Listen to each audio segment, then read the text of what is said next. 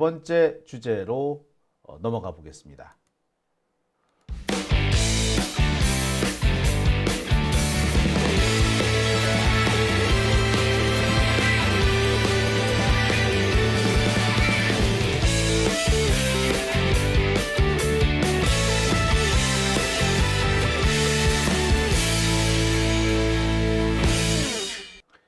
오밤중 뉴스 함께하고 계십니다. 세 번째 주제는 오늘 있었던 헌법재판소 윤석열 탄핵 심판 9차 변론 소식입니다. 아마 들으셨을 거예요. 오늘 9차 변론 시작하기도 전에 윤석열이 구치소로 돌아가 버렸다는 소식. 아니 그럴 거면 뭐하러 왔는지 모르겠습니다. 일껏 서울구치소에서 헌법재판소까지 이동을 해놓고 시작도 하기 전에 그냥 돌아가 버렸죠. 뭐 기분 나쁜 일이 있었다, 뭔가 지 입맛에 안 맞는 일이 있었다 생각이 들어요. 빡쳐서 돌아간 거죠. 하지만 오늘이 사실상 헌법재판소의 탄핵심판 마지막 날이라는 견해가 많습니다. 10차 변론, 20날 열릴 10차 변론이 남았습니다만 실질적으로 절차가 마무리된 것은 오늘이라고 합니다. 10차 변론은 사실상 윤석열이 하도 어거지를 쓰니까 그래 좋아 한 번 정도는 이 얘기 들어줄게 라고 해서 만들어준 것에 불과합니다. 대세를 뒤집기는 어려워 보여요. 오늘 준비한 세 번째 주제, 윤석열 빡쳐서 돌아갔답니다. 오늘이 탄핵심판 마지막 변론. 사실상 오늘이 마지막 변론인 게 맞아요. 많은 사람들이 그렇게 얘기하고 있습니다. 오늘 헌법재판소에서는 윤석열 측과 국회 측에서 각각 지금까지 진행된 이 재판에 대해서 견해를 밝히는 날이었습니다. 양측 변호인들이 입장을 밝히는 거, 이런 걸 보고 보통 우리가 최후 진술이라고 하죠.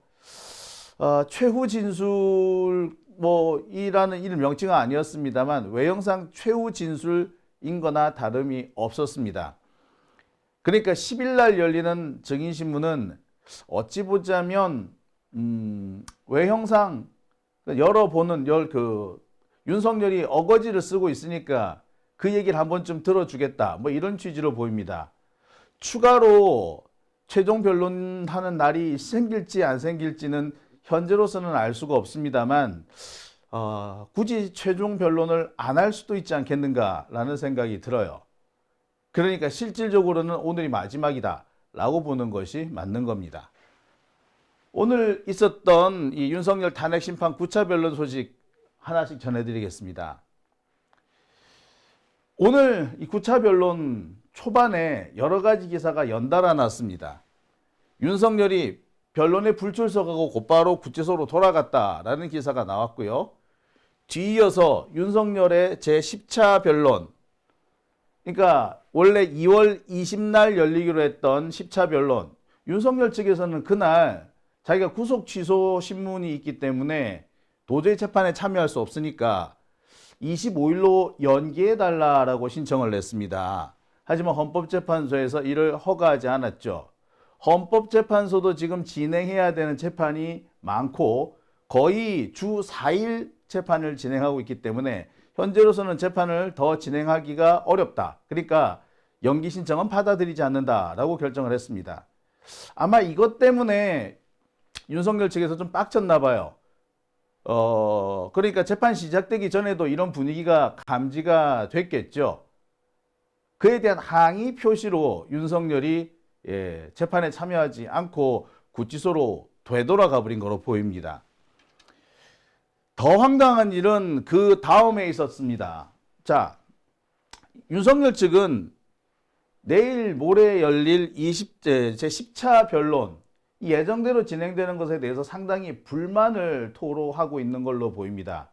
변호인들 측 쪽에서도 대단히 지금 현재 짜증을 내고 있나 봐요. 그러니까 자신들은 최대한 이 헌법재판소의 심리를 길게 끌고 가고 싶어 합니다. 제가 늘 말씀드립니다만 4월 15일만 넘어가면 되는 거예요. 평일을 생각해 보자면 3월 하순에는 이게 심리가 끝이 나야 되는데, 그러니까 윤석열 측에서는 한 달만 어떻게 조금 끌어보면은 어찌어찌 될 것 같다라고 생각한다는 겁니다.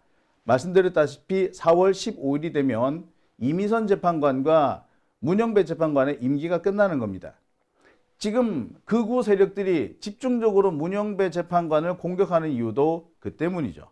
어떻게 하든 간에 괴롭히든 간에 뭘 하든 간에 안 되면은 개인을 괴롭히는 한이 있더라도 그런 치사한 방법과 야비한 방법을 써서라도 시간을 끌어보겠다는 겁니다.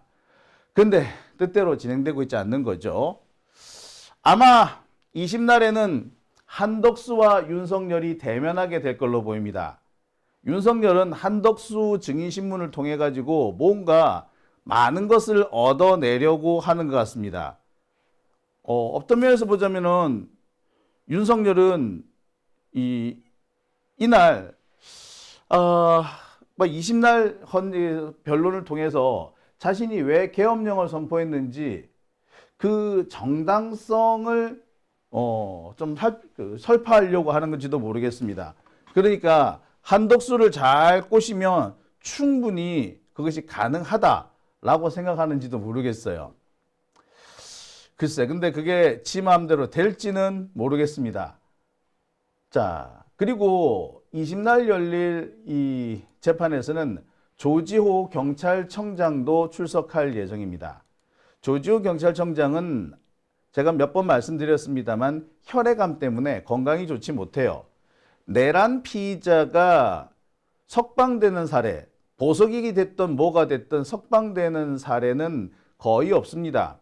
하지만 조지호의 경우는 혈액암이라는 참 치명적인 병을 앓고 있기 때문에 솔직히 말씀드리면 이 사람이 언제까지 살아있을지도 알 수가 없어요. 현재로서는. 그래서 그 점을 감안해서 석방을 해 준 겁니다. 그런데 이 조지호를 끝끝내 법정으로 불러내겠다는 겁니다. 조지호 경찰청장은 자신이 이 건강 때문에 도저히 법정에 나설 수 없다, 증인으로 나설 수 없다라고 두 차례나 출석을 거부했지만 윤석열은 끝끝내 조지호를 끌어내겠다, 뭐 이런 생각을 하고 있나 봐요. 끌어낸다고 해서 문제가 해결될 것 같지는 않은데 말이죠. 자, 하지만 오늘 윤석열을 빡치게 만든 거는 다른 데 있습니다. 바로 이거죠. 탄핵 심판에서 검찰 쪽의 신문 조서가 증거로 채택된 거, 이것이 아마 윤석열로서는 정말 빡치고 치명적인 내용이 아닐까 싶어요. 지금까지 윤석열은 탄핵 심판에서 검찰 신문 조서가 증거로 사용될 수 없다고 주장을 해왔습니다.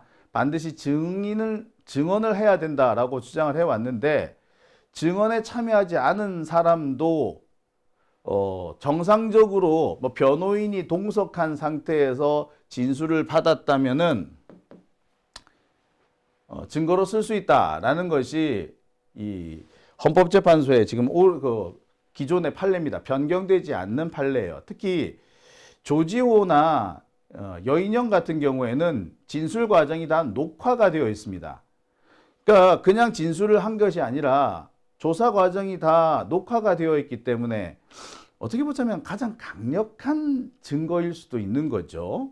자, 아무튼 이 헌법재판소에서 이 검찰 진술 조서를 증거로 채택하는 것이 윤석열한테는 매우 치명적일 것으로 보이고 실제로 치명적입니다.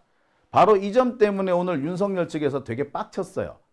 그래서 윤석열은 오늘 재판에 참여하지도 않고 돌아가고 윤석열의 변호인단 가운데 조대현 변호사 같은 경우에는 법정을 박차고 나가버립니다.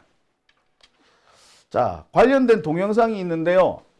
이 동영상을 한번 보시고 계속 말씀 나눠보겠습니다.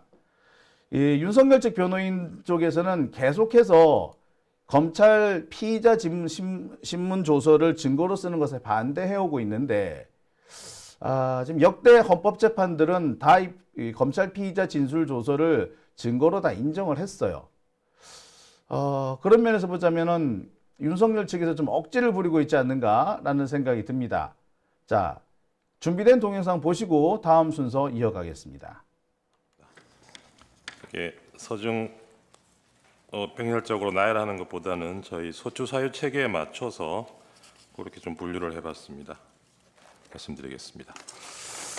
우선 계엄 준비 과정을 보면 12월 1일 날 피청구인이 결심을 하고 그다음에 김영현에게 순차 지시를 해서 사령관들에 대한 지시가 이루어진 부분 관련된 부분입니다.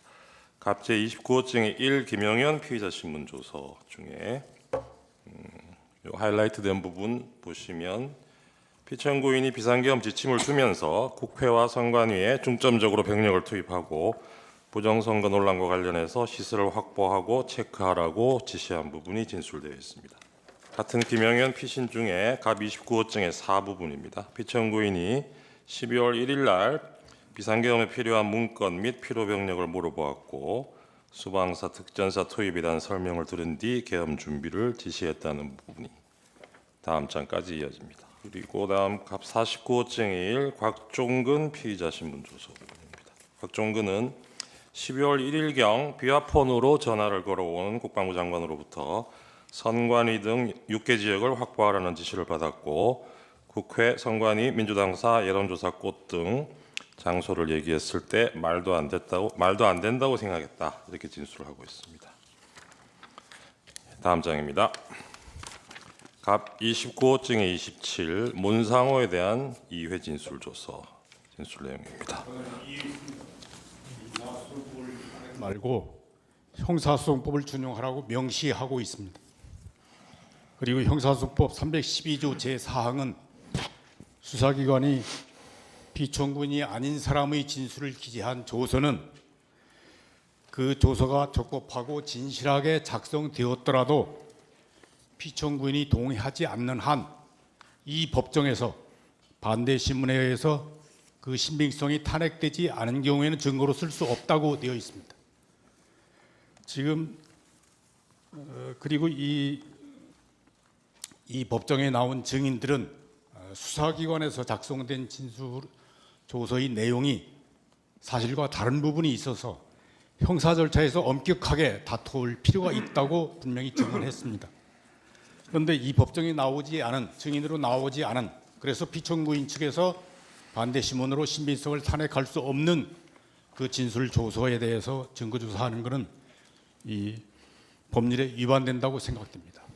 그런 조서들의 진술 내용은 증거 조사 대상에서 제외시켜 주시기 바랍니다. 만약에 그런 진술 조서의 진술 내용까지 증거로 조사한다면 형사 재판 절차에서는 증거로 쓸 수 없는 것을 탄핵 심판 절차에서는 증거로 썼다는 비난을 면하기 어려울 것입니다. 이상입니다. 예, 답변 드리겠습니다. 그 증거에 대한 재판부의 증거 결정은 이미 제4차 기일에 이루어졌습니다. 따라서 지금 이 신청하는 것이 기간을 놓친 게 아닌가 하는 생각도 들고 이미 그 점에 대해서는 2차례 이상 재판부 의견을 밝혔기 때문에 증거조사 채택한 것은 그 서류에 대해서 증거조사를 채택한 것이지 진술 내용에 대해서 증거조사를 채택한 것은 아닙니다. 진술 내용은 증거 능력이 없기 때문에 그 증거조사 할 수 없습니다. 계속하시죠. 네. 29호증의 27 문상호 진술 조서입니다. 네. 그러니까 조대현 변호사가 헌법재판관 출신이죠. 근데 헌법재판관 출신인 조대현 변호사 계속 이제 문제 제기를 하니까 문영배 재판관이 그냥 무시하고 그냥 넘어가 버리는 겁니다. 문영배 재판관도 얘기했듯이 이 형사 재판에서 쓸 수 없다고 하더라도 이 검찰의 피의자 신문 조서를 헌법 재판에서는 쓸 수 있다라고 여러 차례 결론을 내린 바 있습니다. 이것을 굳이 뒤집으려고 한다면 글쎄 그게 반대되는 진술 증거를 가져와야 하는데 글쎄요 그 부분에 대해서는 그렇게 적극적인 것 같지는 않습니다. 신빙성 문제와 관련해서 글쎄 뭐 하고 싶은 얘기는 있겠죠. 근데 안 된다고 했는데 계속 이렇게 문제 제기를 하는 거는 재판에 시간을 끌려고 하지 않는 건가라는 생각도 들어요. 그러니까 참 검찰 수사 과정에서 윤석열한테 불리한 얘기들이 많이 나왔다는 걸 스스로 인정하는 거죠. 도대체 그러면 검찰 수사 과정에서 무슨 얘기가 나왔는데 윤석열 측에서 이렇게 질색팔색을 하는지 하나하나 짚어보겠습니다. 오늘 이 국회 측 대리인 측에서 제시한 이 검찰 신문 조서에는 이런 내용이 포함되어 있습니다. 조지호 경찰청장의 진술인데요. 윤석열로부터 전화를 받았다는 겁니다. 그랬더니 윤석열이가 야, 조 청장, 국회에 들어가 있는 국회의원들 다 잡아 체포해, 불법이야 라고 말했다는 겁니다. 그 뒤에 5번 정도 통화가 더 있었는데 그때마다 같은 내용을 얘기했다. 국회에 들어가는 국회의원에 들어가는 이 사람들, 국회의원들 다 끌어내, 이 얘기를 한 거죠. 당시 윤석열이 꽤 다급해하고 있었다라는 얘기까지 조지호 경찰청장은 얘기를 합니다. 검찰 피의자 신문 조서에 이렇게 기록이 되어 있어요. 그러니까 이 내용이 증거로 받아들여지게 되면은 윤석열로서는 상당히 불리한, 사실상 범죄 혐의가 입증이 되는 거나 다름이 없는 겁니다. 게다가 이와 관련해서 여러 가지 동일한 진술이 나오고 있죠. 곽종근 특전사령관 역시도 동일한 진술을 했고요. 홍장원 1차장 역시 똑같은 진술을 했습니다. 진술이 좀 바뀌긴 했지만 김현태 707 특임단장도 국회의원 끌어내라는 지시를 받았다. 그리고 특전사 1여단, 공수 1여단 같은 경우에는 당시 윤석열로부터 들어오는 지시를 당시 그 고속지령대에서 화상회의를 하고 있는 중에 스피커폰으로 틀어놓는 바람에 사람들이 다 들었다. 거기 있는 사람들 다 들었다. 라고 했습니다. 실제로 현장에 투입되었던 그 여러 그 중령급, 대령급 지휘관들이 그 전화 내용을 다 들었다고 진술을 했죠. 이미 얘기는 여기서 끝이 나버린 겁니다. 근데 윤석열은 굳이 이것을 증거로 채택하면 안 된다고 바득바득 우기고 있는 거예요. 게다가 조지호 경찰청장 같은 경우는 조만간 아니 20날 법정에 나올 예정이지 않습니까? 근데 굳이 이 사람 진술을 이렇게 믿을 수 없다라고 우기는 이유를 모르겠어요. 아마 윤석열은 이 증언 때문에 그럴 겁니다. 바로 여인영 방첩사령관이죠.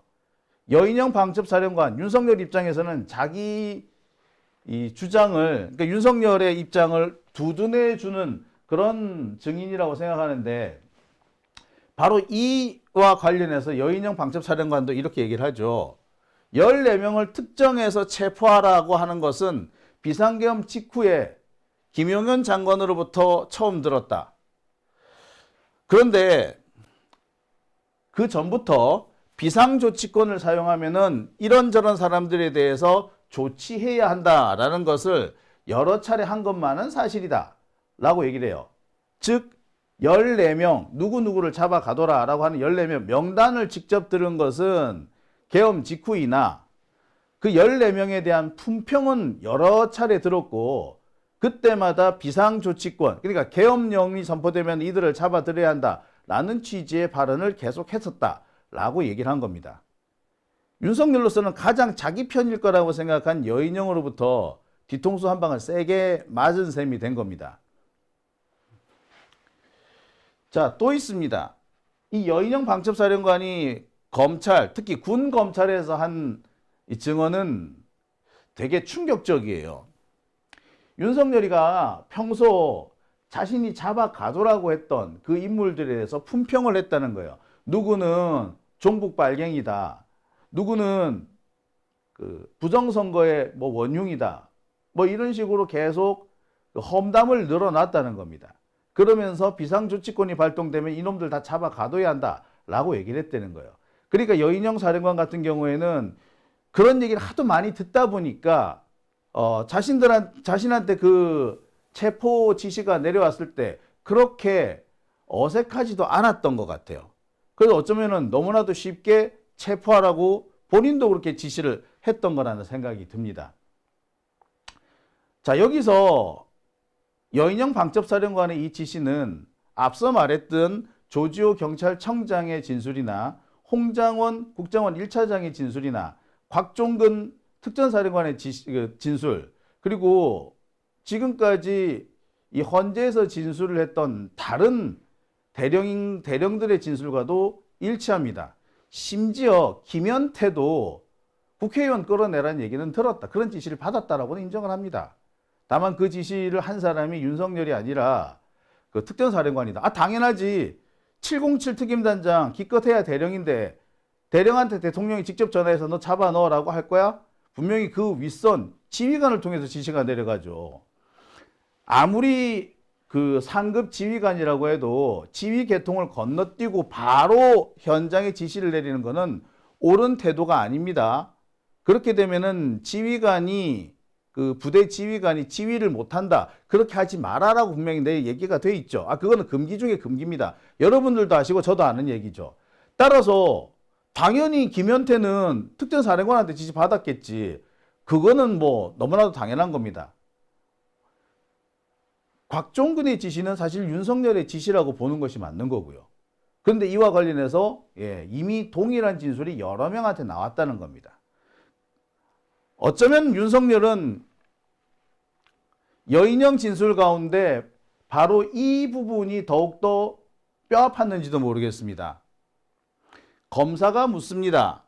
대통령이나 장관 등이 누구누구를 잡아들여야 한다거나 처벌해야 한다거나 라는 등등의 언급을 한 것이 있느냐? 그게 사실이냐? 그러자 여인영이 이렇게 말합니다. 솔직히 말씀드리겠습니다. 14명을 특정해서 체포해야 한다는 것에 대해서는 비상계엄 직후 장관님으로부터 처음 들었던 것이 맞습니다. 다만 대통령께서 평소에 인물들에 대한 품평회를 많이 하셨다고 말씀을 드렸는데 비상대권, 비상조치권을 사용해야 한다는 언급을 하면서 비상조치권을 사용하면 이 사람들에 대해 조치를 해야 한다는 말씀을 하신 것도 사실입니다. 자, 이 얘기죠. 제가 앞서서 좀 분리를 해서 대목 알려드렸습니다만 풀 텍스트는 이겁니다. 윤석열로서는 바로 이 대목이 엄청 아팠을 걸로 보입니다. 그러니까 이 진술조서가 증거로 채택되니까 그렇게 극단적인 반응을 질색팔색하는 반응을 보였던 거죠. 치명적이고 그리고 너무나도 직접적입니다. 너무 명확해요. 윤석열이 내란을 획책했다라는 것이 여기서 드러나 버리는 겁니다. 그리고 이 진술은 다른 증인들의 진술과도 일치하죠. 심지어 그 진술들 중에 상당수는 법정에 나와서 헌법재판소 법정에 나와서도 나온 얘기들입니다. 그러니까 검찰 진술 조서를 굳이 부인한다고 하더라도 증거 능력이나 증명력, 신빙성에 대해서는 그렇게 충돌하지 않습니다. 전문 증거를 받아들일 때는 몇 가지 요건이 있는데요. 당사자가 확실히 그 발언을 했는지 확인을 해야 하고요. 두 번째는 그 진술 발언이 다른 객관적인 상황과 합치하는지를 보아야 합니다. 그런데 이렇게 여러 명이 각각 따로 진술한 것, 심지어 진술한 장소도 다르잖아요. 한 사람은 검찰에서, 또 한 사람은 군 검찰에서, 또 한 사람은 국회에서 각각 다 한 말이 다르고 그들 중에 일부는 법정에 나와서 진술했는데 그 진술과도 일치합니다. 그러니까 당연히 증거 능력이 있는 거죠. 그냥 덥석 이 피의자 진술 조서만 갖고 와서 증거를 삼는 게 아니에요. 일치하는 다른 증거들이 있기 때문에 증거 능력을 갖는 겁니다. 아무튼 바로 이 진술 때문에 윤석열이 그렇게 질색팔색을 하지 않았나. 치명적이잖아요. 그런데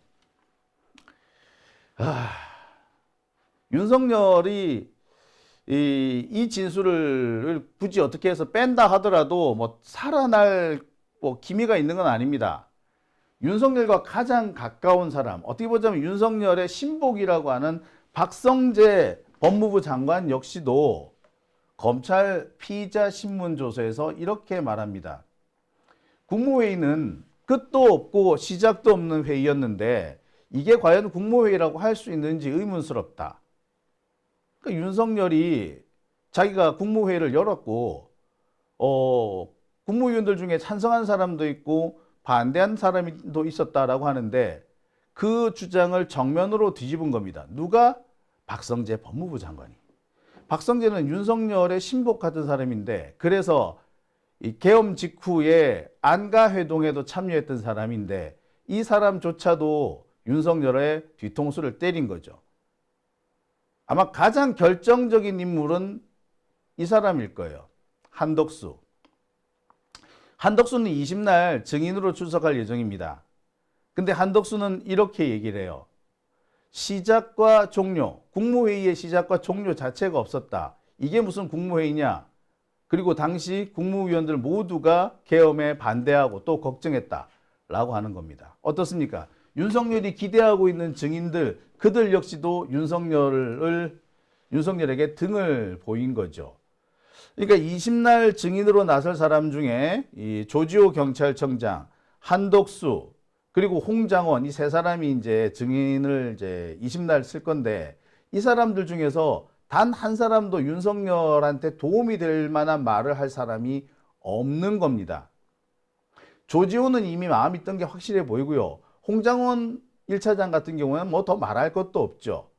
굳이 마지막 그 기대를 건다면 한덕수 정도인데 한덕수한테 기대할 수 있는 것은 국무회의를 정상적으로 개최했다. 요 정도 답이 나오길 바라는 거예요. 그 다음에 한 가지 더 바란다면은 그 계엄을 선포하는데 여러 가지 그 정당성이 있었다. 뭐 요 얘기를 할 거예요. 하지만 계엄에 정당성이 없다는 건 이미 드러나 버렸습니다. 윤석열은 기껏해서 계엄의 정당성을 드는 것이 부정선거니 예산사건이니 검사 탄핵 이런 것들을 들고 있는데 부정선거면은 아니 경찰이나 검찰을 통해서 수사를 하라고 하면 그만 아니에요. 그런데 왜 그 수사도 안 하고 군대를 투입한단 말입니까? 왜 군대를 투입을 해가지고 선관위 서버를 털어가려고 해요? 이게 이미 이것 자체가 이미 내란에 속합니다. 내란이라는 것은요. 법에 정해져 있는 절차에 따르지 않고 국가기관의 기능을 정지시키거나 국가기관을 폐지하는 것 혹은 법률을 폐지 상태로 만드는 것 이런 것들을 보고 내란이라고 합니다. 그러니까 부정선거가 있어서 선관위를 털어야 될 것 같으면 아니 경찰이나 검찰 투입을 하면 될 거 아니야. 왜 안 해? 윤석열은 그렇게 얘기합니다. 경찰도 투입해보고 검찰도 투입을 했는데 답이 없더라. 잘 결과가 안 나오더라. 그래서 군대를 투입했다. 그러면은 여기서는 검찰이나 경찰이 수사를 제대로 안 했다거나 수사할 능력이 없다라고 보는 게 아니라 부정선거가 없다는 결론을 내려야지. 부정선거가 없으니까 검찰도 경찰도 아무 결론을 못 낸 거 아니야. 근데 굳이 지가 수십 년간 몸담았던 검찰까지도 믿지 못한다면서 군대를 투입을 시켰다. 그게 바로 내란인 겁니다. 달리 내란이 아니에요. 그러니까 한덕수가 나와가지고 윤석열을 두둔해주고 부정선거 어쩌고 하는 얘기를 막 추켜 세우더라도 오히려 그것은 윤석열의 내란 혐의를 공고히 할 뿐입니다. 예산을 적게 줬다고 예산 잘랐다고 계엄한다? 아이고 그러면 노무현 대통령은 한 골천번 했어야 되네. 노무현 대통령 그때 탄핵 당했을 때 별 얘기도 안 했는데 선거법 위반이라면서 탄핵한 거 아닙니까? 그러면 내가 노무현 대통령 같았으면 복귀하자마자 계엄령 선포해가지고 당시 한나라당 작살내버렸겠다. 안 그렇습니까? 복귀하자마자 계엄령 선포했겠네. 예산 때문에 그런다면, 탄핵 때문에 그런다면.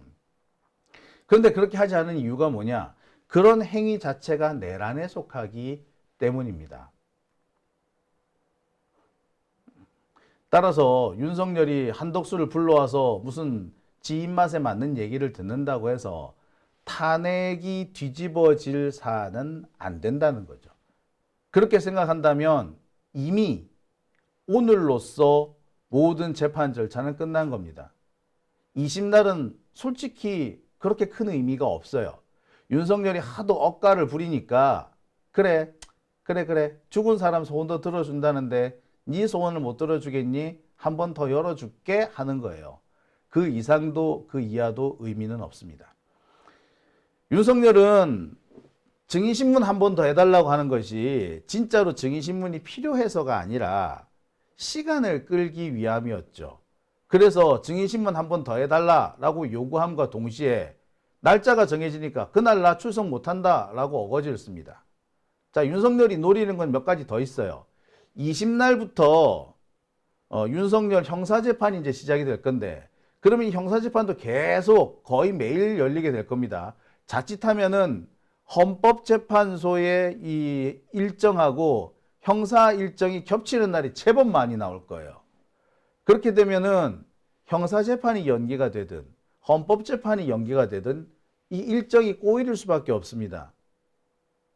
이렇게 되면 어떻게? 예. 4월 15일까지 끝내야 되는 탄핵 심판을 미처 끝내지 못할 수도 있는 거야. 윤석열이 노리는 건 이거예요. 그러니까 수단과 방법을 가리지 않고 시간을 끌겠다는 거고, 그런데 그 시간 끄는 것에 헌법재판소가 협조를 안 해주고 있는 겁니다. 그러니까 계속해서 승질 부리고 짜증내고 하는 거예요. 뭐 형사재판에서 쓸 수 없는 피의자 신문 조서를 증거로 쓰는 것에 반대한다.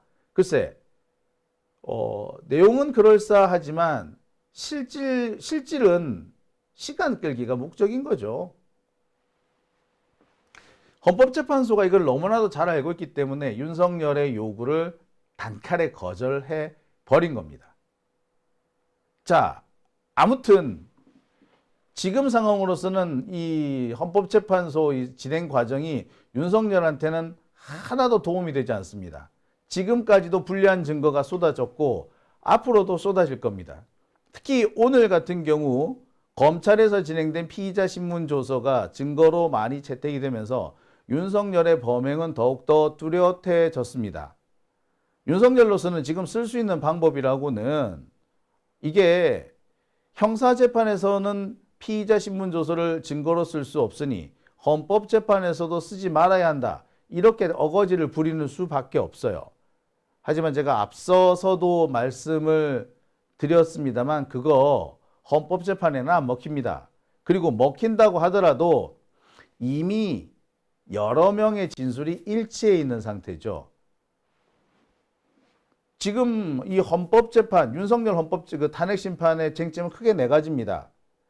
계엄이 이 헌법과 법률에 정해져 있는 요건을 충족했느냐, 절차적 정당성과 실체적 정당성을 만족시켰느냐인 겁니다. 전시나 사변 등 비상사태에서 군사적인 대응의 필요가 있을 때 계엄을 선포한다라는 이 실체적 요건에 부합했느냐, 즉 전쟁 상태였느냐, 혹은 극도의 비상 상태였느냐, 아니었다는 게 이미 뭐 누구나 다 아는 사실 아닙니까? 두 번째, 계엄을 선포하기 위해서는 국무회의를 거쳐야 되고 지체 없이 국회에 통지를 해야 된다라고 되어 있는데 국무회의도 제대로 안 열었고 국회 통지는 더더구나 안 했죠. 그러니 이것 자체가 절차적으로도 하자가 있는 겁니다. 이 부분에 대해서 윤석열이 뒤집을 수 있는 증거가 있느냐? 하나도 없어요. 윤석열은 지금 끝끝내 놓지 못하고 있는 것이 부정선거 하고 있는데, 윤석열은 이 부정선거가 비상사태라고 주장할 수 있는 유일한 근거이죠. 하지만 앞서도 말씀드렸습니다만 부정선거 해가지고 뭐 잘못됐어 크게? 예. 질서가 크게 무너졌나? 아니에요. 수사만 하면 되는 거였어요. 그렇게 억울하면 수사하라고. 근데 검찰 수사, 경찰 수사 다 없는 걸로 나왔잖아. 심지어 국정원에서도 했는데 안 나왔잖아. 그랬으면 거기서 물러나야지. 기필코 내가 내 원하는 대로 하겠다? 이게 사실은 윤석열이가 검사 시절에 하던 수법이에요. 지가 원하는 결과가 나와야 되는데 결과가 안 나오잖아. 그럼 수사팀을 자꾸 교체해. 그래서 윤석열이 원하는 결과가 나올 때까지 수사팀을 계속 교체하는 겁니다. 그렇게 해왔고요. 그렇게 해서 대표적으로 결론이 바뀐 것이 대장동 사건이었어요. 원래는 이 대장동 사건을 처음 수사한 것이 신성식 검사장하고 그다음에 이성윤 검사장 그리고 이제 김태훈 검사 이런 사람들이었잖아요.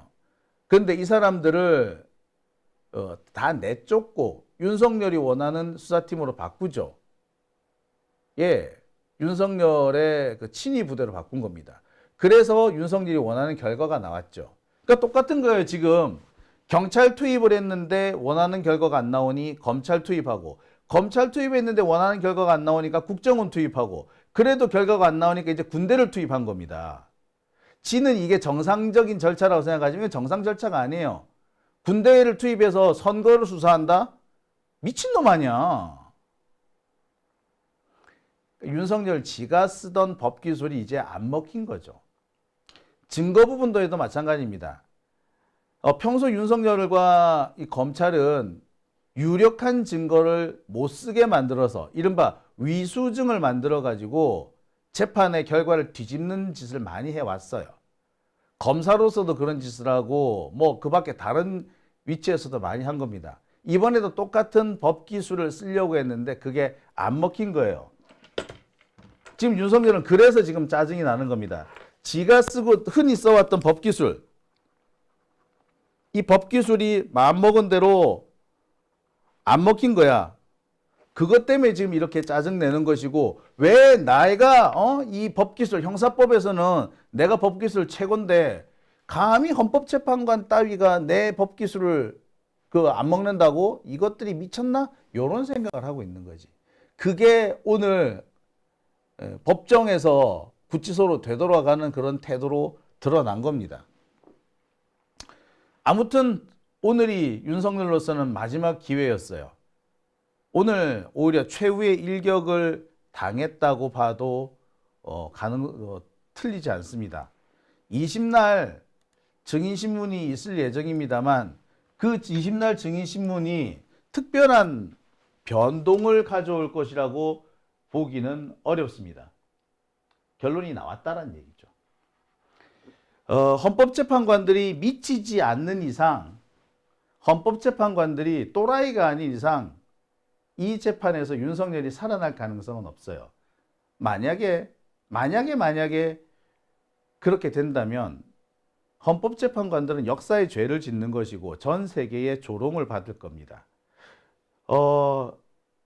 유럽을 벗어난 헌법재판소가 유일하게 성공한 사례였던 한국의 헌법재판소가, 그래서 유럽의 헌법재판소로부터 우리 모임에 참석해도 좋다라고 초청을 받았던 대한민국 헌법재판소가 이제 그 역할의 종언을 구하고 권력의 장식품으로 전락하게 되는 거죠. 아마 윤석열은 복귀하는 즉시 바로 계엄령을 선포할 거예요. 그리고 피비린내 나는 킬링필드를 만들겠죠. 헌법재판관들은 그에 대한 책임을 져야 될 겁니다. 킬링필드에 대한 책임 뭐겠어? 지들도 킬링필드지 뭐. 안 그러겠어요? 자, 상황이 이렇게 되니까 윤석열로서는 빡쳤겠지. 그겁니다. 그래서 지금 하는 짓이 뭐야? 문영배 재판관 집 앞에 몰려가가지고 난동을 부리는 겁니다. 어떻게 보면은 자신들한테 상황이 불리하다는 거, 이미 탄핵 심판은 끝이 났다라는 거를 인정하는 거죠. 국힘당에서도 비슷한 반응이 나옵니다. 권성동이고 권영세고 헌법재판소가 결론을 정해놓고 몰아붙이게 하고 있다는 식으로 하죠. 지들이 보기에도 결론이 나왔다는 걸 아는 거야. 누가 보더라도 뻔한 결론이 아니었습니까? 온 국민이 봤잖아요. 그런데 다른 결론이 나오겠어? 여기서 다른 결론 나온다는 게 말이 됩니까? TV 생중계가 됐다고. 여러분, 옛날에 심슨 사건이라고, 심프슨 사건인가요? 왜 그 미식축구 그 영웅이었지 않습니까? 부인을 살해하고 도주하다가 현장에서 경찰에 잡힌 그 심슨인가? 심프슨인가? 하여튼 그 사람 사건. 그 사람 사건의 경우에는 범행을 저지르고 도주하고 그 도주하는 장면이 헬기로 다 생중계가 됐어요. 그런데 이 사람이 무죄가 났거든? 그러니까 어떻게 돼? 미국의 사법 절차가 조롱거리가 되고 지금도 미국의 사법제도에 큰 구멍이 뚫렸다고 보는 이유가 다 거기 있습니다. 그 사건을 들어요. 로드니 킹 사건이나 오제이 심슨 사건 맞습니다. 오제이 심슨 사건. 예. 오제이 심슨 사건하고요. 로드니 킹 사건 이 두 사건이 미국 사법제도의 허점을 적나라하게 드러낸 사건이라고 하지 않습니까? 오제이 심슨 사건도 그렇고요. 그 로드니 킹 사건도 그렇고 결과는 뭐였습니까? 결과는 폭동이었어. 예.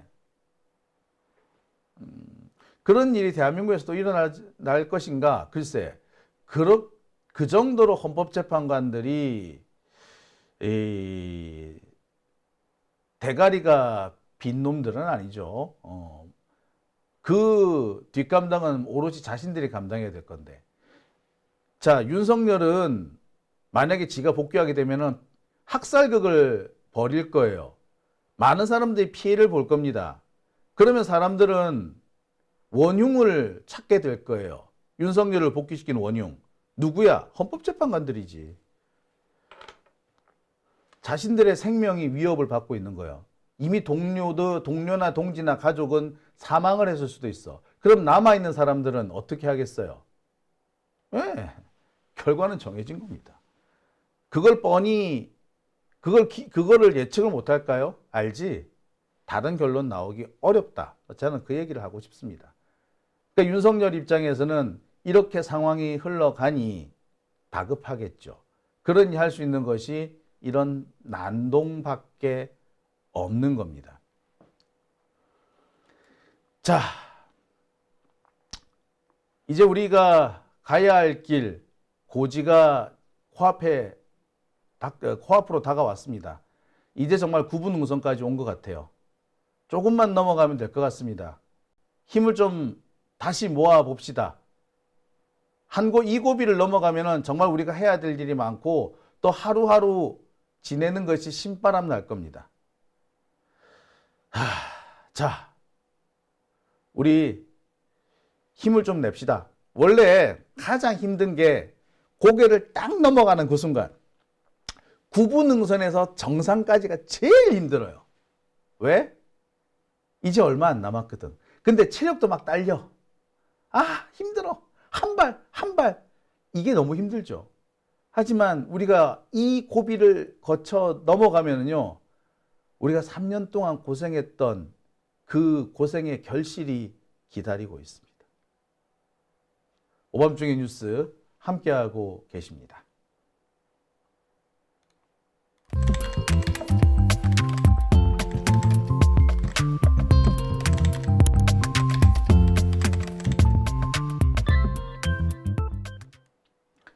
자,